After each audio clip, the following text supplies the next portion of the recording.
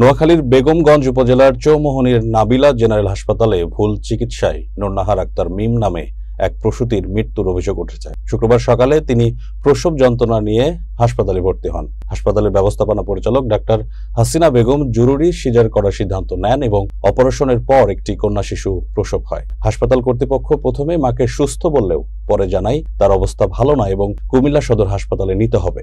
স্বজনদের আপত্তিতে হাসপাতাল কর্তৃপক্ষ উত্তেজিত হয়ে ওঠে। পরে স্বজনরা মিমকে নোয়াখালী জেনারেল হাসপাতালে নিলে চিকিৎসকরা জানান তিনি অনেক আগেই মারা গেছেন।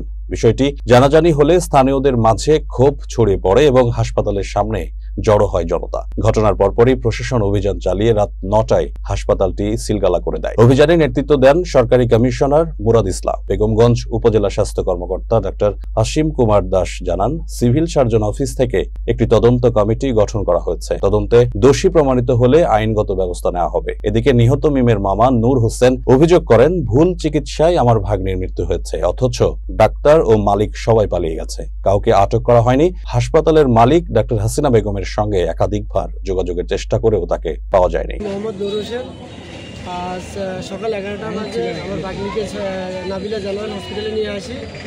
1:20 মিনিটে তার ফ্রেন্ড উঠে হাসিনা বলতেছে 1:20-এ সিজার করবে। তো সিজার 2.5 ঘন্টা পরে সিজার থেকে ডাক্তার হাসিনা আসে, আমার ভাগ্নিকে অপারেশন রুমে নিয়ে আসে, ওদের থেকে নিয়ে আসে লাস্ট আমি থেকে আমরা সবাই তখন 2 ঘন্টার পরে এখান থেকে 2 ঘন্টার পরে আমরা সদর হসপিটালে নিয়ে যাই। তখন হসপিটালে সবাই বলতেছে ওইখানে মারা যায়। পুলিশে আসার পরে পুরো অপরাধীরা হসপিটালে সবাই ছিল নাই, পুলিশে কোনো অপরাধীকে ধরে নাই। আমরা এটার জন্য তীব্র প্রতিবাদ জানাই।